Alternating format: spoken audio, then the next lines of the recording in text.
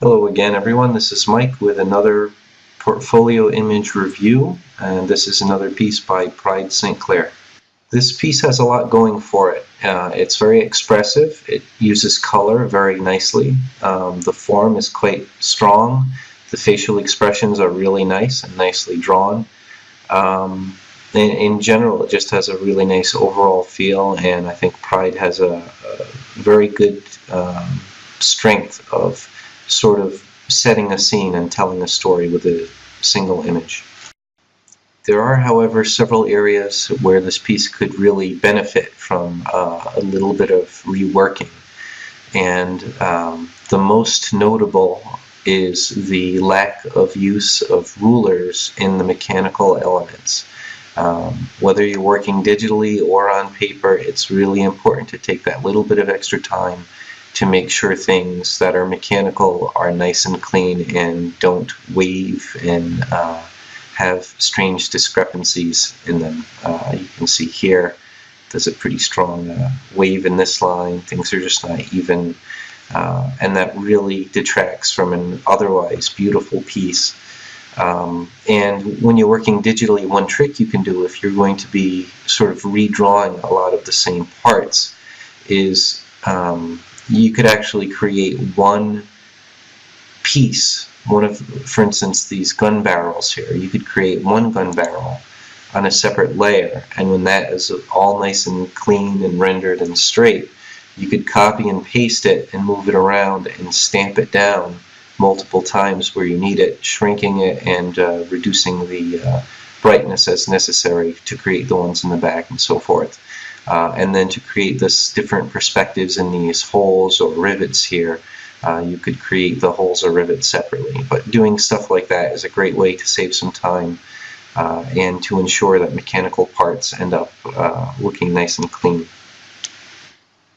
And aside from the obviously distorted and not finished mechanical aspects of the illustration, the other issue that's going to really stand out in the eyes of art directors is the lack of control of varied line width in this illustration, which seems to show a lack of understanding of how to use varied line width. And obviously varied line width means that the width of the line itself in the line art should change depending on the situation.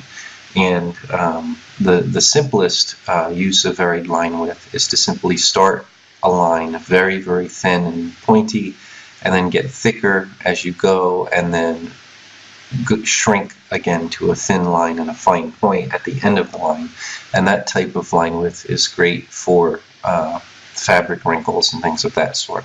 But also it's very important to keep in mind when you're doing line art and you're using varied line width to think of the line as a form of sort of built-in shading. You want your thicker lines to delineate a strong area, like the underside of things that's going to go into shadow.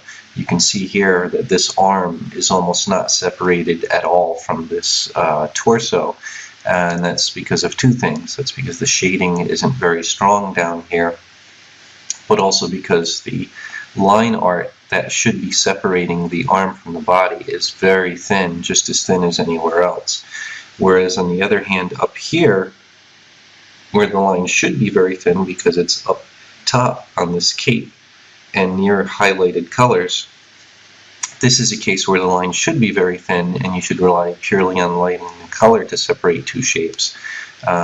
Where there should be thick lines, they're missing, and that's creating not only lack of dimension in the illustration itself, but it's these are the sort of warning signs. These are going to give warning signs to art directors that this artist, while doing very nice stuff, does not understand some fundamentals that are going to result in art looking more mediocre than it could if he just learned a couple of things about line. So I'm going to get back into discussing line, and I'll show you some quick tweaks to the line to show you how it improves the image a little later. But first I want to get back to some other tips. Even if you start an illustration for your portfolio on paper, I cannot stress this enough. It's really the best thing to do is to work digitally. Even if you end up painting things with traditional media like gouache or acrylics or oils or watercolor, plan ahead and work in separate things. For instance, separate sections that are going to end up layers in a program like Photoshop or GIMP. So if you're going to have a background element, do that as a separate illustration if you're going to do it in traditional media, and then do the characters separately as well. And this will allow you to composite your final piece digitally and to make final tweaks extremely easily and to move things around. And because this piece was made entirely in traditional media on one surface, the artist does not have the means to very quickly tweak things. Once it's done, it's hard to change.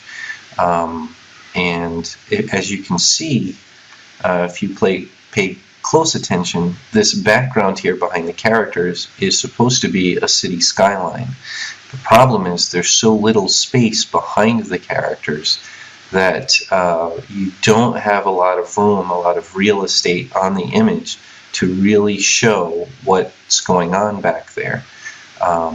Now, if Pride had worked digitally and in layers, he could have spent a lot of time perfecting which shapes are showing in this precious little negative space to really show that this is a city skyline. But he only had one shot at it, and this is the best it got. And I'm going to show you how I'm going to turn on a layer where I very quickly cut out these characters so that I can, what I did was I brought in, I just stole this skyline from the internet as a demonstration. But as you can see, now that these characters are cut out separate from the background, now you can play as much as you need to with scale and positioning of every last individual building shape to make sure that the fact that it's a skyline it becomes very clean and obvious. And basically, working in layers helps to make sure you get the most sense of depth and the best use of space. Another thing you might notice that's quite obvious about the difference of these backgrounds is, in this case, the city skyline is completely black. There are no lights, which might be part of the story. This image is very darkly lit.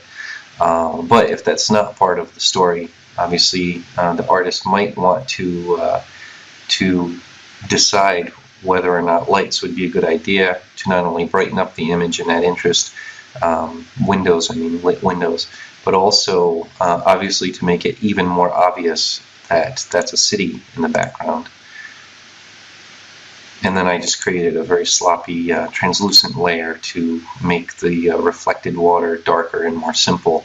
But anyway, this wasn't really made to be pretty, it's just to explain what I'm talking about here. Okay, so now that we are working in layers, I also created a layer with a brighter sky area to go behind. But again, that's just to make the point that once you're working in layers, you can make incredibly drastic adjustments extremely easily, and this allows you to just try every possible combination very quickly to make sure that the work you've put into your portfolio piece ends up with the best resulting image. So anyway, there's one last big thing about this image that could potentially improve, and that's the lighting and the shading within the color work.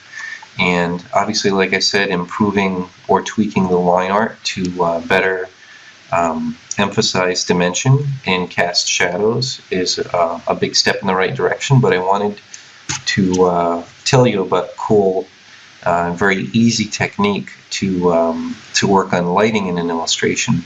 Once you do your illustration and once you do your sort of foundation color work, one trick you can do, especially if you end up initially making your shading and lighting not strong or dramatic enough, is to simply duplicate the entire layer, in this case of the characters, whatever you want to tweak the lighting on, and to drastically increase the brightness and maybe the saturation of this new layer, and then simply use an eraser tool with an edge as fuzzy as you see fit, and just slowly start to erase out the areas that should be in shadow.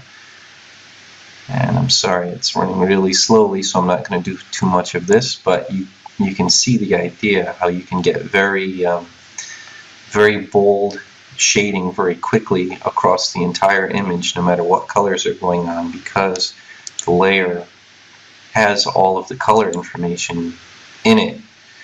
You can just work quickly with an eraser and get whatever large areas of light and shade you feel are necessary to get a lot better separation of parts. So here you can see I'm starting to separate the arm from the torso down there, and the arm from the cape. And because I knew this would run kind of slow, you get the idea, all I'm doing is erasing away some of this highlight layer in order to show the darker layer beneath. And I've done that here. Spent a little bit more time on it, but you can see how we go from lighting that's not very dramatic to lighting as dramatic as we need very easily here. And of course, one thing I always told my students, whether it was traditional painting or especially with acrylics or digital illustration, it's much better to go too bold or too strong on your first pass with something, because especially digitally, it's incredibly easy to do something like adjust the opacity of your highlight or your shading layer to make it as subtle as you want it to. So again, that's the power of working in layers and working digitally, is you can make massive adjustments extremely easy and really tweak every aspect of an image, whether it be lighting or placement of things, to really make sure your final image uses each aspect of the image as best as possible. So finally, I'm going to turn on this layer here, where I quickly sketched in some thicker line work, just to show how adding strategically placed thicker lines that taper as they go toward lit areas, which these thick lines emphasize where there's a separation of depth, where shadows would be cast, in other words, just gives the image a much stronger sense of dimension, and gives the image a much stronger feeling of confidence. It feels that the artist was much more confident with the form, and it really helped, especially on this side.